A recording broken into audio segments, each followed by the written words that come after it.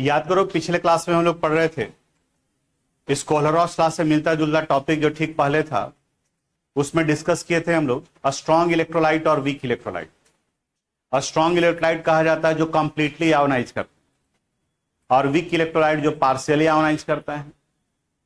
एक कंसेप्ट याद करो, इक्विलिब्रियम चैप्टर क्लास 11th में ली चैटलियस प्रिंसिपल पढ़े थे और ली चैटलियस प्रिंसिपल बताता है कि अगर रिएक्टेंट का कंसंट्रेशन आप इंक्रीज करते हो तो इक्विलिब्रियम फॉरवर्ड डायरेक्शन में जाएगा। नहीं याद है कोई बात नहीं, आप यहां पर यह समझो कि स्ट्रॉन्ग इलेक्ट्रोलाइट का डिग्री ऑफ डिसोसिएशन 100% होता है, वीक इलेक्ट्रोलाइट का डिग्री ऑफ डिसोसिएशन यानी अल्फा का वैल्यू लेस देन 100% होता है। जैसे जैसे इस सॉल्यूशन को डाइल्यूट करते जाते हैं इनका डिग्री ऑफ डिसोसिएशन बढ़ता है, क्योंकि ली चैटलियस प्रिंसिपल के अनुसार से रिएक्टेंट साइड का कंसंट्रेशन वाटर का कंसंट्रेशन बढ़ा रहे हैं तो इक्विलिब्रियम फॉरवर्ड डायरेक्शन में बढ़ता है, यानी कि मोलर कंडक्टेंस का वैल्यू बढ़ता है आयोनाइजेशन का। कोहलरॉस लॉ क्या बताता है? कोहलरॉस लॉ बताता है कि किसी भी इलेक्ट्रोलाइट का मोलर कंडक्टेंस वैल्यू उनके कंस्टिट्यूएंट्स के मोलर कंडक्टेंस के सम के बराबर होता है। जैसे अगर कोई इलेक्ट्रोलाइट ए बी है तो lambda naught A B, lambda naught का मतलब समझ में आ रहा होगा, पिछले क्लास में बताए थे। लेमडा नॉट का मतलब होता है molar conductance at infinite dilution. इस कंडीशन में ए बी का मोलर कंडक्टेंस वैल्यू इनके कंस्टिट्यूएंट के मोलर कंडक्टेंस के बराबर होता है, lambda naught A plus plus lambda not be minus. कुछ एक रियल एग्जाम्पल ले लेते हैं, जैसे यहां NaCl हो गया तो molar conductance at infinite dilution of sodium chloride is equal to lambda naught Na plus plus lambda naught Cl minus. उसी तरह से अगर मोलर कंडक्टेंस निकालना हो हमें MgCl2 का, मैग्नीशियम क्लोराइड का, बताओ मैग्नीशियम क्लोराइड आयोनाइज कैसे करेगा? Mg2 plus plus 2Cl minus, तो यहां पर ही आ जाएगा lambda naught Mg2 plus plus 2 into lambda naught Cl minus. 2 chlorine था तो यहां पर ये 2 आ गया। बोर्ड पर ध्यान देना, नहीं तो आगे क्वेश्चन बनेगा नहीं। उसी तरह से गेस करो तो अगर लेमडा नॉट AlCl3 निकालना है तो इसके लिए क्या रिलेशन आ जाएगा? Lambda not Al3 plus plus 3 into lambda naught Cl। ठीक है, तो कोहलरॉस लॉ का पहला पॉइंट ये हो गया कि किसी भी इलेक्ट्रोलाइट का मोलर कंडक्टेंस वैल्यू उनके कंस्टिट्यूएंट के मोलर कंडक्टेंस के सम के बराबर होता है। दूसरा बात यह कि किसी आयन का मोलर कंडक्टेंस वैल्यू उनका अपना एक इंडिपेंडेंट वैल्यू होता है, यानी वो इस बात पर डिपेंड नहीं करता है कि किसके साथ जुड़ा हुआ है। जैसे देखो अभी ये क्लोराइड आयन किसके साथ जुड़ा है? सोडियम। यहां क्लोराइड आयन मैग्नीशियम और यहां क्लोराइड आयन एल्यूमिनियम। कहता है क्लोराइड का अपना एक फिक्स वैल्यू होगा। अगर क्लोराइड का 100 siemens centimetre square mole inverse है तो चाहे आप उसे सोडियम के साथ जोड़ दो, मैग्नीशियम के साथ जोड़ दो या एल्यूमिनियम के साथ जोड़ दो, इनका वैल्यू हमेशा कितना रहेगा? 100 ही रहेगा। इससे फायदा यह है, एप्लीकेशन यह है कि अगर किसी इलेक्ट्रोलाइट का डायरेक्टली पॉसिबल नहीं है तो हम लोग इनडायरेक्टली निकाल सकते हैं। क्लोराइड कहीं और से ले लिए, पोटासियम कहीं और से ले लिए, दोनों को कंबाइन कर दिए तो निकल गया पोटासियम क्लोराइड का। तो लिखवाते हैं इस बात को, लिखिए, हेडिंग डाल दिए हैं आप कोहलरॉस लॉ। कोहलरॉस लॉ लिखो। It states that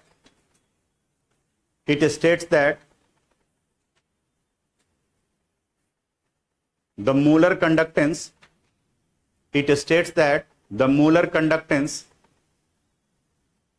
at infinite dilution, molar conductance at infinite dilution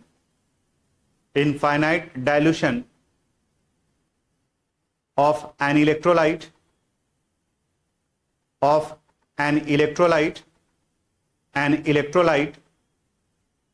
is equal to the sum of SUM is equal to the sum of molar conductance value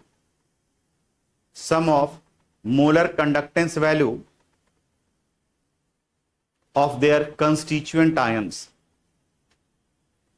Molar conductance value of their constituent ions. of their constituent ions. Constituent ions. Paragraph change. The molar conductance value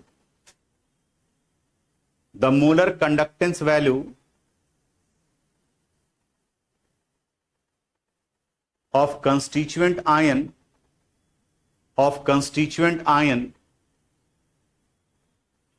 is independent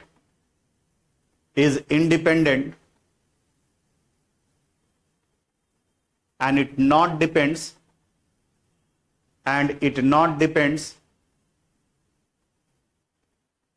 on the nature of other associated ions.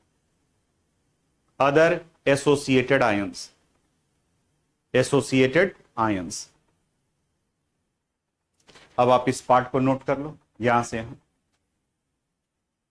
अभी हम लोग discuss कर रहे थे Kohler-Ross law के बारे में। इसे law of independent migration of ion भी कहा जाता है, जो ये बताता है कि हर एक कंस्टिट्यूएंट आयन का अपना एक अलग इंडिपेंडेंट वैल्यू होता है और किसी इलेक्ट्रोलाइट का मोलर कंडक्टेंस वैल्यू इनके कंस्टिट्यूएंट के सम के बराबर होता है। उसी से रिलेटेड आगे न्यूमेरिकल भी आएगा। तो पहला एप्लीकेशन इसका यही हो गया कि कंस्टिट्यूएंट आयन की सहायता से किसी भी इलेक्ट्रोलाइट का हम लोग इनडायरेक्टली भी निकाल सकते हैं। लिखो first point, with the help of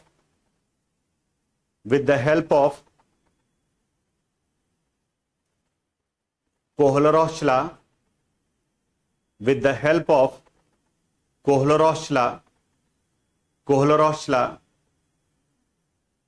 we can determine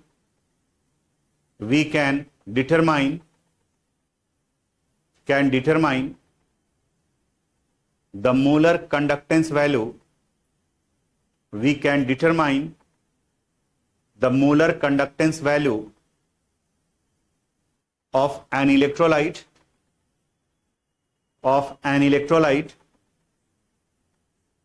indirectly.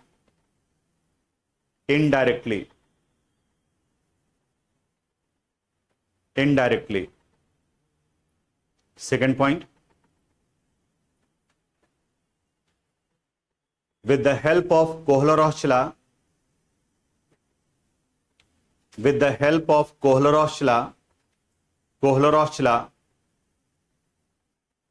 we can determine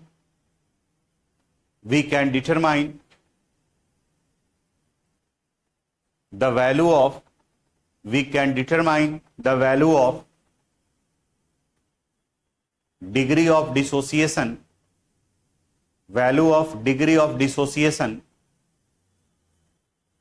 bracket में लिख देना alpha, degree of dissociation alpha and dissociation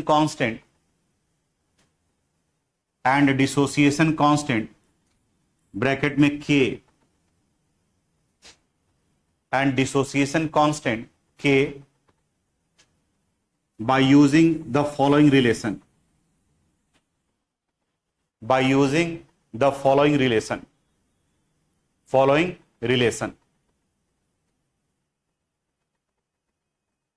अब थोड़ा सा एक मिनट बोर्ड पर ध्यान दोगे, कॉपी मत करना मेरे साथ में, समझना यहां पर।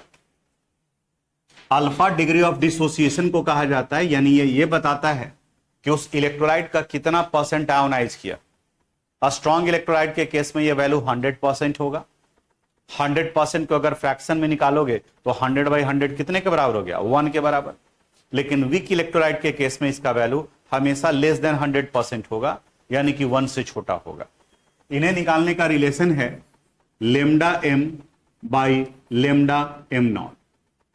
अब देखो दोनों मोलर कंडक्टेंस ही है, लेकिन ये हो गया molar conductance at infinite dilution और ये हो गया molar conductance at given concentration. λm हम लोग पिछले क्लास में पढ़े थे, वहां पर याद करो λm is equal to formula था a specific conductance into 1000 divided by m, यानी किसी पार्टिकुलर कंसंट्रेशन पर जो वैल्यू निकलता है वो λm, और एट इनफाइनाइट डाइल्यूशन पर जो हाईएस्ट वैल्यू निकलता है उसे λm0 कहा जाता है। क्लियर है दोनों में क्या डिफरेंस है? और इसी की सहायता से जब हम लोग k निकालते हैं तो k is equal to c into alpha square by 1 minus alpha, जहां अल्फा डिग्री ऑफ डिसोसिएशन है, where alpha is called degree of dissociation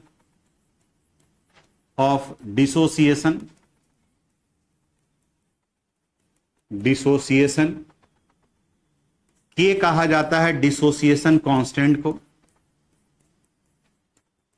dissociation constant. सी बता सकते हो क्या है? सी को ही हम लोग कैपिटल एम से रिप्रेजेंट करते हैं और ये रिप्रेजेंट करता है किसे? मोलर कंसंट्रेशन को। वो स्टूडेंट जो ध्यान नहीं देता है रिप्रेजेंट करने में या क्वेश्चन बनाने में, फिर खुद ही अटक जाएगा कि यहां भी के लिखा हुआ है और यहां भी के लिखा हुआ है। बताओ तो यहां के लिखा हुआ है, क्या लिखा हुआ है? कप्पा लिखा हुआ है। तो कॉपी में लिखते वक्त में भी दोनों अलग अलग दिखना चाहिए। ये दिखना चाहिए कि यहां पर ये कप्पा है, जैसे बताए थे कि इसका साइन इस तरीके से कर दोगे, और ये क्या है? के है, वो कंडक्टिविटी है और ये डिसोसिएशन कांस्टेंट है। तो ये फॉर्मूला पहले कॉपी कर लो, फिर न्यूमेरिकल पर आते हैं हम लोग। यहां देखो स्क्रीन पर आपको एक क्वेश्चन दिखाई दे रहा है, आपके एनसीईआरटी बुक का है।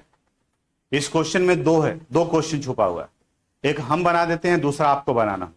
ध्यान से देखना कैसे करना है।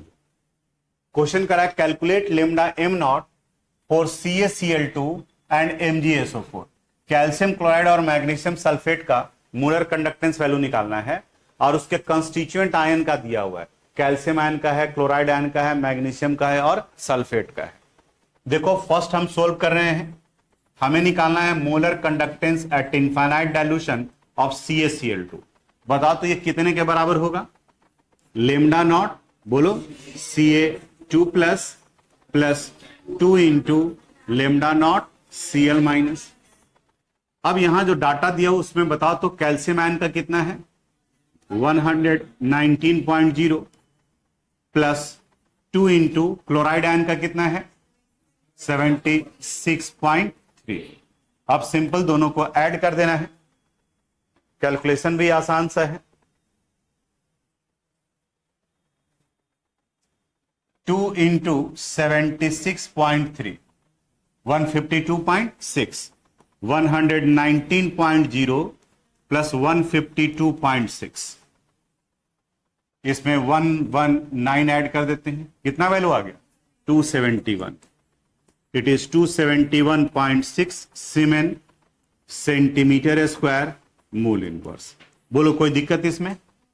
बताओ आपसे मैग्नीशियम सल्फेट का निकल जाएगा? तो पहले इसको कॉपी कर लो, क्वेश्चन के लिए जगह छोड़ दो, उसमें टाइम नहीं लगाना है। आज कोशिश करें कि ये टॉपिक हम लोग का कंप्लीट हो जाए। स्टेप इंपॉर्टेंट है, लिखने आना चाहिए, नहीं तो आपका रिप्रेजेंटेशन सही नहीं रहेगा तो फिर वहां पर आपका मार्क्स कट जाएगा। लेमडा नॉट MgSO4 निकालना था, magnesium sulphate, it would be equal to lambda naught Mg2 plus lambda naught SO4 2 minus sulphate ion. Magnesium ion का वैल्यू दिया हुआ है 106 और सल्फेट आयन का वैल्यू दिया हुआ है 160.0, यानी दोनों को ऐड कर दिए तो 266 सीमेन सेंटीमीटर स्क्वायर मोल इनवर्स।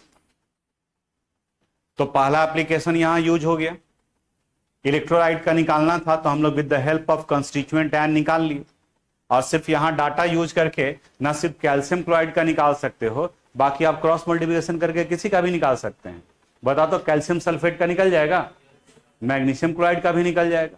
तो ये तो एक तरीका ये हो गया। दूसरा क्वेश्चन कुछ इस तरीके से, इसमें कहीं कोई डाउट है? आगे बढ़े हम लोग। यहां देखो, ये भी क्वेश्चन आपके बुक का है, एग्जाम्पल 3.8। लिखोगे नहीं मेरे साथ में, समझने का कोशिश करोगे, इसी से मिलता जुलता एक क्वेश्चन अपनी तरफ से क्रिएट करके आपको देंगे, वो आपको बनाना होगा। तो तभी बनेगा जब ये समझ में आएगा। यहां पर क्वेश्चन में कराया है lambda M naught for NaCl, HCl and NaAC are 126.4, H25.9 and 91.0 siemens centimetre square mole inverse respectively. Calculate lambda naught for HAC। अब सबसे पहला सवाल उठता है कि सर ये एसी क्या हो गया? NaCl में क्लोरीन तो हम समझ रहे हैं, एसी क्या आ गया? अब केमिस्ट्री में भी क्या कर रहा है, एब्रिविएशन इस्तेमाल कर रहा है। जैसे हम लोग, आप यहां बताओ CH3OH, इसका नाम बताओ क्या है? Methyl alcohol. तो मिथाइल अल्कोहल ऐसे लिख दे रहा है MEOH, यानी इस पूरे CH3 की जगह पर जो मिथाइल है, मिथाइल की जगह पर क्या यूज कर रहा है? Me, यानी कि हाइब्रिड फार्मूला, यानी आधा उसका फार्मूला और आधा उसका क्या हो गया? नाम, मिथाइल अल्कोहल। तो अब जब ये बताए आपको तो आप सोच सकते हो कि ETOH का मतलब क्या निकल गया? Ethyl alcohol. इथाइल अल्कोहल यानी किसकी जगह पर? C2H5OH की जगह पर। अच्छा जरा ये बताना, CH3COONA, इसका नाम क्या है? Sodium acetate. इस कंपाउंड को सोडियम एसीटेट कहते हैं। और यही जो ये पूरा पार्ट एसीटेट है, इसकी जगह पर नाम क्या यूज किया गया है? एसी। जैसे CH3 की जगह पर Me, मिथाइल की जगह पर Me, इथाइल की जगह पर ET, उसी तरह से एसीटेट की जगह पर क्या यूज किया गया है? AC। तो ये था सोडियम एसीटेट, और यहां HAC, तो यानी कि इसमें अगर H जोड़ दोगे आप, CH3COOH, तो इन्हें कहा जाएगा एसिटिक एसिड। आयुपैक ने मिथेनोइक एसिड होता है, तो एसिटिक एसिड निकालना है, HAC कहने का मतलब वो। तो एसीटेट का मतलब समझ में आ गया। AC यहां पर लिखा गया है किसके लिए? CH3COO माइनस के लिए, यानी जिसका नाम क्या होता है? एसीटेट।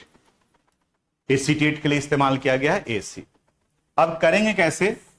केमिस्ट्री थोड़ा सा और मैथ्स के जैसा, बेसिक मैथ के जैसा इसको सोचना है। चलो सब लोग बोर्ड पर देखो, पहले डिटेल से बताते हैं, उसके बाद डायरेक्ट सोचकर जहां बनाना है वैसे यूज करेंगे। लेमडा नॉट NaCl, बोलो कैसे आयोनाइज करेगा? Lambda naught Na plus lambda naught Cl minus. इसका वैल्यू दिया हुआ है, कितना है बताओ? 126.4। दूसरा कंपाउंड है लेमडा नॉट HCl, आप बताओ कैसे आयोनाइज करेगा? Lambda naught H plus lambda naught Cl minus. इसका वैल्यू बताओ कितना है? 425.9। थर्ड है NaAC, आप चाहें तो वैसे भी छोड़ दो, NaAC, तो ये आयोनाइज करेगा lambda naught Na plus lambda not AC minus, और इसका वैल्यू कितना है? 91.0। और आपसे पूछा जा रहा है लेमडा नॉट HAC, यानी कि lambda naught H plus lambda not AC minus का वैल्यू क्या होगा? ये अब मैथ्स के जैसा देखो कि किसी को ऐड करना है, किसी को सब्ट्रैक्ट करना है, वैसे सोचना है। आप बताओ यहां H प्लस ऊपर के इन तीनों इक्वेशन में से किस वाले इक्वेशन में है? सेकंड में। और AC माइनस किस में है? यानी सेकंड और थर्ड को ऐड कर देंगे तो हमें H भी मिल जाएगा और क्या मिल जाएगा? AC, ये दोनों मिल जाएगा। लेकिन इसके साथ में एक्स्ट्रा पार्ट भी चलाया, इसके साथ क्या एक्स्ट्रा चलाया? Cl, और इसके साथ Na। तो बताओ आप क्या करोगे? माइनस कर देंगे। किसको माइनस कर देंगे? NaCl को, यानी कि इक्वेशन फर्स्ट को। तो आयोनाइज करके सिर्फ ताकि आपको आयन पता चल जाए। क्वेश्चन हमें जब बनाना होगा तो हम लोग ऐसे करेंगे, lambda naught HCl it would be equal to, sorry HAC निकालना है ना, lambda naught HAC it would be equal to lambda naught HCl, H मिल गया। फिर और क्या लिखेंगे? लेमडा नॉट NaAC, और माइनस कर देंगे किसको? लेमडा नॉट NaCl को। एक बार फिर से मिला लो, H यहां से मिल गया, AC यहां से मिल गया, तो हमें क्या चाहिए था? HAC, और एक्स्ट्रा क्या क्या आ गया? यहां Cl और यहां NaCl को माइनस कर दी। अब वैल्यू पुट कर लेते हैं, बताओ तो HCl का वैल्यू कितना है? 425.9, और NaAC का कितना है? 91। तो 425.9 प्लस 91.0, और NaCl का वैल्यू कितना है 126.4 माइनस 126.4, देखो तो वैल्यू कितना आ जाएगा 425.9 प्लस 91, लिख दें दो स्टेप में 516.9 माइनस 126.4, अब इसमें से माइनस कर देते हैं 126.4 को, कितना आ गया वैल्यू 390.5, तो 390.5 मोलर कंडक्टेंस है, तो इसका यूनिट क्या हो जाएगा सीमेन सेंटीमीटर स्क्वायर मोल इनवर्स। बताओ ऐसा क्वेश्चन बन जाएगा, यही आंसर दिया हुआ है। ठीक है, तो ये पार्ट सिर्फ समझने के लिए बताए थे कि किस तरीके से होगा, आपको सोच करके बनाना है कहां पर, इस वाले पार्ट पर, लेकिन अभी आप कॉपी कर लोगे इसको भी, ताकि ध्यान में आए कि कैसे हम लोग पहुंचे हैं वहां तक। क्वेश्चन छोड़ दीजिए, उसके बाद lambda naught, if lambda naught for CaCl2, lambda naught for CaCl2, CaSO4 and MgSO4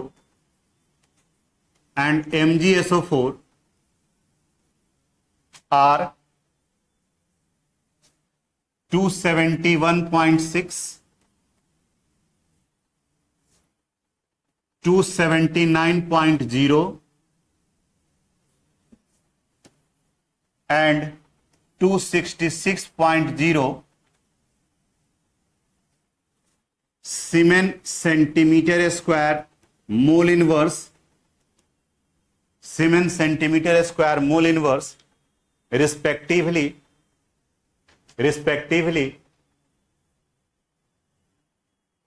then determine the value of lambda naught MgCl2,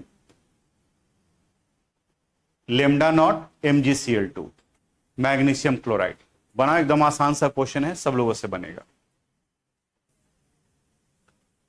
इस बार में आपको निकालना था मैग्नीशियम क्लोराइड का, तो lambda naught MgCl2 it would be equal to, बताओ तो magnesium कहां से मिल जाएगा, मैग्नीशियम सल्फेट से, तो लेमडा नॉट MgSO4, CaCl2 से क्लोरीन मिल जाएगा, तो लेमडा नॉट CaCl2, एक्स्ट्रा मिल गया हम लोग को कैल्शियम सल्फेट, तो इसको माइनस कर देते हैं, तो लेमडा नॉट CaSO4।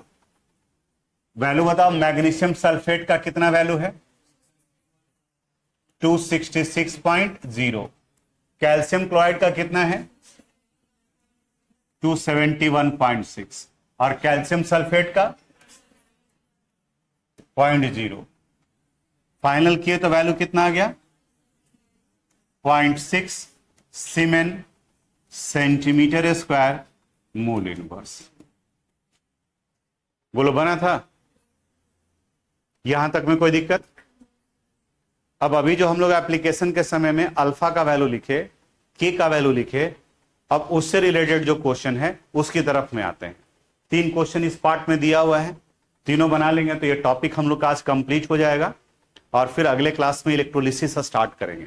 तो थोड़ा कॉपरेट करोगे, कॉपरेट क्या करना है, ध्यान से समझना है, बाकी लगेगा कि हाँ ये कैलकुलेट करेंगे तो वहां का आप कर सकते हो। सब लोग यहां पर गप नहीं करना।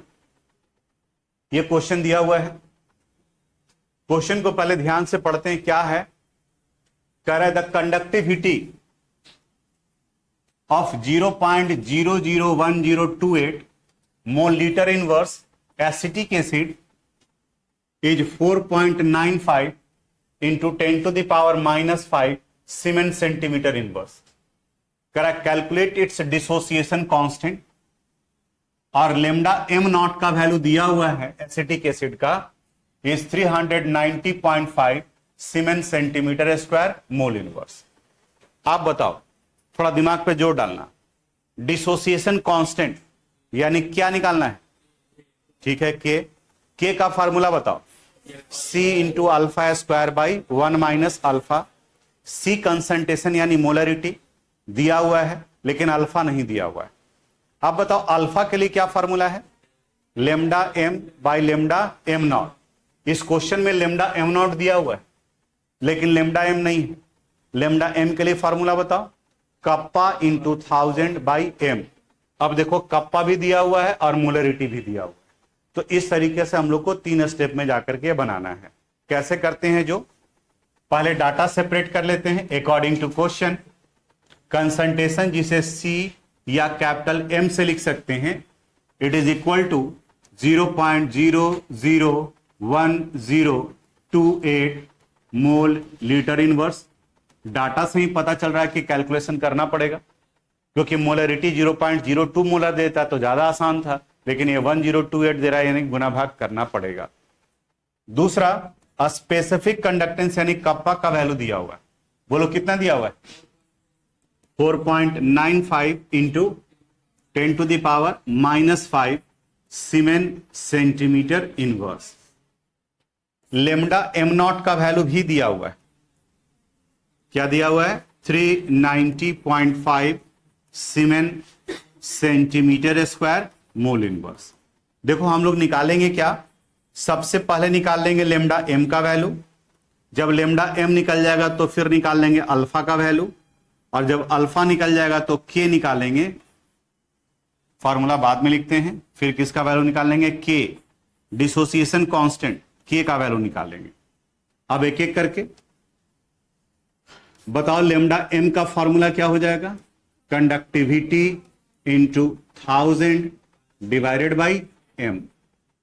कंडक्टिविटी का वैल्यू बताओ, 4.95 into 10⁻⁻5 into 1000 divided by molarity. इसको साइंटिफिक नोटेशन में रख लेते हैं, कैलकुलेशन आसान पड़ जाएगा। देखो तो साइंटिफिक नोटेशन में यहां ले आएंगे तो 1.028 इंटू 10⁻⁻3, यानी 1.028 इंटू 10⁻⁻3। कैलकुलेशन पहले माइनस वाले का कर लेते हैं।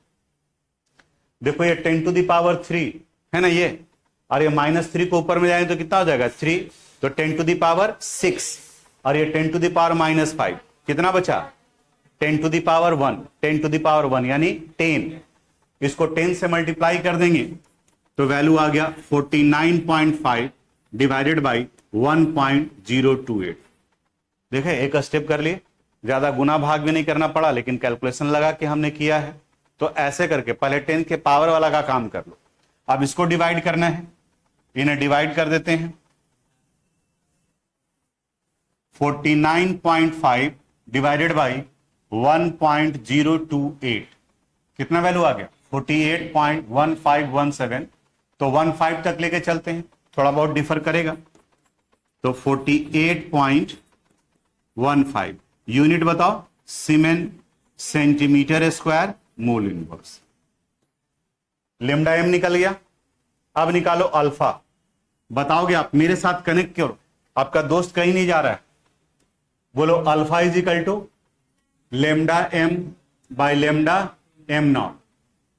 बोलो लेमडा एम का वैल्यू 48.15 और लेमडा एम नॉट का वैल्यू 390.5। 390.5। अब इसको डिवाइड कर देते हैं, 48.5 डिवाइडेड बाई 48.15 डिवाइडेड बाई 390.5 कितना वैल्यू आ गया 0.1233। तो 0.123 लेके चलते हैं, 0.123 किसका वैल्यू निकल गया अल्फा। अब निकालते हैं के, C into alpha square by 1 minus alpha. C का वैल्यू 0.001028 देख लेते हैं वही है या कुछ अलग है। 0.001028 ठीक है, इंटू 0.123 का क्या कर देंगे स्क्वायर डिवाइडेड बाई 1 माइनस 0.123। अब सोल्व करते हैं। 0.123 इंटू 0.123 इंटू 0.001028। देखो तो कितना वैल्यू आ गया, 1234, 4 जीरो है, 0.1234 और राउंडिंग ऑफ कर दो 156 कर देते हैं। 156 डिवाइडेड बाई, इसको 1 माइनस 0.1 0.123 0.877 0.877 डिवाइड करते हैं 0.1234 156 डिवाइडेड बाई 0.877 कितना आ गया वैल्यू, 0.0000177 है तो 178 लिख सकते हैं। साइंटिफिक नोटेशन में कन्वर्ट करो इसको, बताओ 10 का पावर कितना आ जाएगा, 1 2 3 4 5 1.78 इंटू 10 टू दी पावर -5। अब देखते हैं बुक के आंसर से हमारा आंसर कितना डिफर करता है। आ रहा है 1.78, 0.1233, हम लोग सिर्फ 0.12 कहां तक लेके चले थे, 3 तक, और इनका वैल्यू 48.15, ये 48.15, तो थोड़ा बहुत डिफर करेगा। अब रहेगा कि एग्जामिनेशन में ये तो कैलकुलेटर था तो हम यूज कर लिए, एग्जामिनेशन में कैसे, तो बार बार बताते हैं कि कैलकुलेशन का कोई दूसरा ऑप्शन नहीं है, वो कैलकुलेट करना पड़ेगा। हाँ, हम ये बस इतना सजेस्ट करते हैं कि लग रहा है कि वैल्यू कटने वाला है तो थोड़ा टाइम निकाल लिए, लग रहा है कि नहीं इसमें ज्यादा टाइम लगने वाला है तो यहां फार्मूला लिखे, वैल्यू पुट किए और थोड़ा 2 लाइन और ज्यादा एक्स्ट्रा जगह छोड़ दिए, फिर फार्मूला लिखे, वैल्यू पुट किए और थोड़ा सा जगह छोड़ दिए, और फाइनल जाकर के जो है वो जब सब बना लिए हम लोग, तो लास्ट में जो 15 मिनट 20 मिनट आधा घंटा जो बचा हुआ है, अब अपना पानी वानी पी करके उसके बाद में लग गया अपना गुना भाग करने के लिए। ध्यान से सुनना, क्वेश्चन मैक्सिमम 3 नंबर का होगा। अगर आप सारा बॉडी पार्ट अलग अलग कर लिए हैं तो 1 नंबर आपका आ चुका है, यानी कैलकुलेशन में अब कितने नंबर का फंसा हुआ है, 2 नंबर का। आप अगर उस कैलकुलेशन में 10 मिनट स्टार्टिंग में दे दिए ना तो अंडर प्रेशर में आ जाओगे, क्योंकि दिमाग में लगेगा कि 10 मिनट मेरा चला गया सिर्फ 2 नंबर के लिए, और उसमें भी हम कॉन्फिडेंट नहीं है कि मेरा कैलकुलेशन सही है या गलत है। तो इसलिए कैलकुलेशन में उलझना नहीं है, और स्टार्टिंग में उसके लिए जगह छोड़ दो। जितना सारा क्वेश्चन आ रहा है वो सब पहले बना लिए, अब बनाने के बाद में अब जहां मार्क किए हुए हैं कि ये मेरा कैलकुलेशन अभी इसमें बाकी है, अब इत्मीनान से आप करोगे। कब तक, जब तक कॉपी छीना न जाए, ठीक है, तब तक अपना गुना भाग करते रहेंगे। नहीं बना तो भी दिमाग में आके 4 नंबर का दुगो का क्वेश्चन जो हमारा नहीं सोल्व हुआ है, बाकी जितना आ रहा था उतना तो बना लिए। लेकिन अगर स्टार्टिंग में तुम 10 मिनट 15 मिनट बना लगा दिए ना, छोटा छोटा कैलकुलेशन है तो उसको मत छोड़ो, वो तो तुम कर सकते हो, तुमको खुद भी आइडिया लग जाएगा। लेकिन जहां लग रहा है कि स्क्वायर में है, क्यूब में है, यहां ज्यादा लगेगा तो वहां उलझना नहीं है, नहीं तो अंडर प्रेशर आ जाओगे। बाकी का जो पार्ट बनने वाला होगा तुरंत ध्यान तुम्हारा घड़ी पर चला जाएगा, अरे इतना टाइम आ गया, हम कहीं गलती तो नहीं कर दिए, हमारा कहीं मिस्टेक तो नहीं हो गया, 15 मिनट टाइम उसमें लगाए हैं, ऐसे कैसे छोड़ देंगे, और 5 मिनट लगा दोगे उसमें, और पीछे जाकर के देखने लगो कि कहीं गलत तो नहीं हो गया। तो बस यही सारा पार्ट जो है आपको अवॉइड करना है। कैलकुलेशन के लिए जैसे ही लगे कि फंसने वाला है, आप उसका डाटा सेपरेट करो, फॉर्मूला लिखो और आगे बढ़ जाओ, और अंतिम में गुना भाग करते रहना। दूसरा एक चीज, एक स्टूडेंट्स का आया था 94 आया था, ठीक है, बताया कि सर जो है वो एक क्वेश्चन बनाए थे और घर में आकर के, पहले एग्जाम देने के बाद में ही आया था, बोला कि सर घर में जाने के बाद में चेक किए तो ऑप्शन रहता है ना और का, तो उसको लगा कि जो बनाया है उस पर कॉन्फिडेंस उसको नहीं था, तो उसको वो काट दिया, और काटने के बाद में लास्ट मोमेंट में वो दूसरा बनाना शुरू किया, तो अभी एक ही 2 लाइन पहुंचा था कि बेल लग गया। घर में जाकर के चेक किया तो जो पहले बनाया हुआ था वो उसका सही था, ठीक है। अब काटने कूटने वाला जो भी काम रहेगा अंतिम में, जैसे सोच करके देखो, ऊपर वाला पार्ट अगर बना हुआ था उसका और अगर के वो 2 ही लाइन लिख पाया था तो करेक्शन में तो मार्क्स उसका ऊपर वाला पे मिल जाता। तो ये सब कुछ चीजें जो है वो हम लोग लास्ट में या बीच बीच में कभी कभी बताते रहेंगे, तो वैसे उसको इंप्लीमेंट करोगे। बताओ इस वाले क्वेश्चन में कोई डाउट, और कैलकुलेशन तो रहेगा, कैलकुलेशन तो तुमको करना पड़ेगा। तो जल्दी से इसको कॉपी करो, अगले क्वेश्चन पे बढ़ते हैं। क्वेश्चन नहीं लिखिएगा, यहां बोर्ड पर देखो सब लोग, पहले वाले से थोड़ा सा फर्क किया है, यहां पर निकालना है, यहां पर भी वही कह रहे the molar conductivity of 0.025 mole litre inverse methanoic acid यानी HCOOH is 46.1 siemens centimetre square mole inverse, calculate its degree of dissociation constant, यानी के का वैल्यू निकालना है। देखो पहले वाले में क्या था, लेमडा एम नॉट का वैल्यू दिया था और लेमडा एम की जगह पर कप्पा दिया हुआ था। इस वाले क्वेश्चन में क्या है, लेमडा एम का वैल्यू दिया हुआ है और लेमडा एम नॉट निकालने के लिए आपको उसके आयन का वैल्यू दिया हुआ है। बाकी का प्रोसेस जो है वो सेम है। देखो कैसे करते हैं, अकॉर्डिंग टू क्वेश्चन। अब बताओ तो कंसंट्रेशन जिसे सी या एम से रिप्रेजेंट करते हैं, इसका वैल्यू कितना है 0.025 mole litre inverse. Lambda M का वैल्यू दिया हुआ है, बताओ कितना है 46.1 siemens centimetre square mole inverse. Lambda M naught का वैल्यू निकाल लेते हैं। लेमडा एम नॉट किसका, मिथेनोइक एसिड HCOOH, तो ये वैल्यू आ जाएगा lambda naught HCOO minus plus lambda naught H plus. बताओ तो HCOO माइनस का वैल्यू कितना है 54.6 और H प्लस का वैल्यू कितना है 349.6। दोनों को ऐड कर देते हैं, 54.6 प्लस 349.6 कितना वैल्यू आ गया 404.2। 404.2 सीमेन सेंटीमीटर स्क्वायर मोल इनवर्स। देखो सब कुछ ठीक चल रहा था, राहुल यहां गप कर रहे हो यार। यहां देखो अल्फा का वैल्यू निकालेंगे, बताओ फॉर्मूला अल्फा का, lambda M by lambda M naught. बोलो लेमडा एम का वैल्यू, लेमडा एम तो दिया हुआ था 46.1, तो यहां लिखेंगे 46.1। लेमडा एम नॉट का वैल्यू 404.2।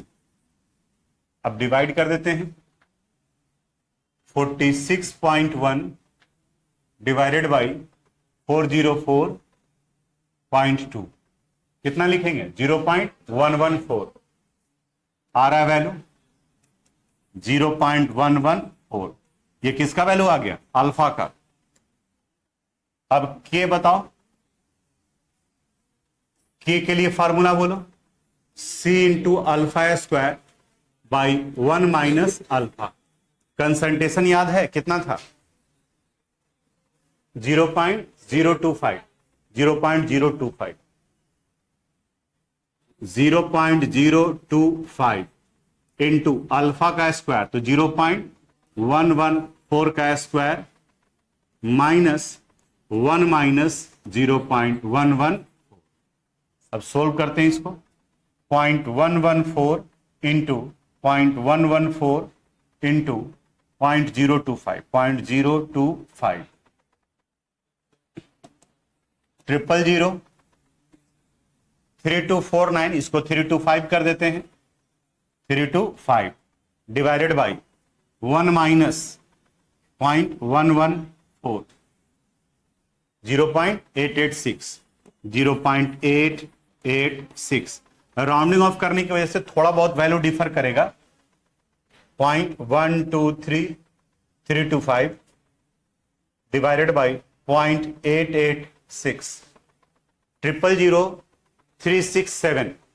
8 को हटा देते हैं कितना कर देंगे 7, तो 0.123367 साइंटिफिक नोटेशन में कन्वर्ट करो 3.67 इंटू 10 टू द पावर -4। देखते हैं कितना आंसर आ रहा है इसमें, आ रहा है ठीक है। अच्छा बता तो आप अल्फा का यूनिट क्या होगा, यूनिट लेस होगा क्योंकि ये भी siemens centimetre square mole inverse और ये भी क्या हो गया, siemens centimetre square mole inverse. तो अब तो हमें लग रहा है कि सिर्फ एक पार्ट बाकी रह गया आपका, तो जोड़ घटाव गुना भाग करना पड़ेगा, अदरवाइज बाकी आप बना लेंगे। तो इसको कॉपी करो और थर्ड वाला क्वेश्चन तुमको खुद से बनाना होगा। डाटा सेपरेट कर देते हैं, मिलाओगे, बाकी का फाइनल कैलकुलेशन। ये क्वेश्चन फर्स्ट वाले क्वेश्चन से बिल्कुल मैच करता है। आप बताओ यहां पर अकॉर्डिंग टू क्वेश्चन सी का वैल्यू कितना है, 0.00241 मोलर। कंडक्टिविटी यानी कि कप्पा का वैल्यू ये दिया हुआ है 7.896 into 10⁻⁻5 siemens centimetre inverse. Molar conductivity निकालना है यानी लेमडा एम का वैल्यू, लेमडा एम नॉट का वैल्यू दिया हुआ है, कितना दिया है 390.5 siemens centimetre square mole inverse. बताओ लेमडा एम का फॉर्मूला बोलो, kappa into 1000 divided by M.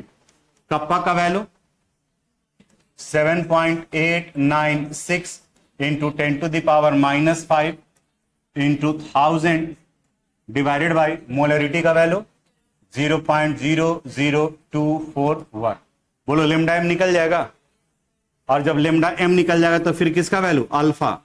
Formula lambda M by lambda M naught, और जब ये निकल जाएगा तो फिर निकालोगे K would be equal to C into alpha square by 1 minus alpha.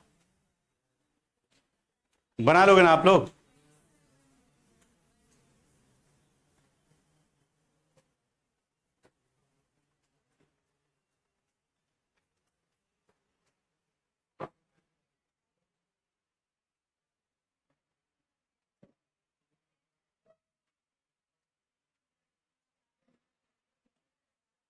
अब इसके बाद अगले क्लास में हम लोग इलेक्ट्रोलिसिस वाला पोर्शन स्टार्ट करेंगे, यानी कि थर्ड पार्ट इस चैप्टर का। तो एब्सेंट मत होइएगा, इंपॉर्टेंट पार्ट है। Thank you so much for watching this video. आपका बहुत बहुत धन्यवाद। और अगर आपको किसी भी तरह की कोई भी परेशानी या दिक्कत आ रही है तो आप मुझसे बिल्कुल पूछें, मैं हर एक सवाल का सही जवाब दूंगा और आपके सारे डाउट्स को क्लियर करूंगा। धन्यवाद। और अगर ये वीडियो आपको अच्छी लगी हो तो प्लीज़ लाइक, शेयर, सब्सक्राइब ज़रूर करें और इसको ज़्यादा से ज़्यादा लोगों तक पहुंचाएं। Thanks for watching my videos. Please like, subscribe and share to motivate us. If you feel any doubt in concept then message me. Thanks for watching my videos. Please like, subscribe and share to motivate us. If you feel any doubt in concept then message me.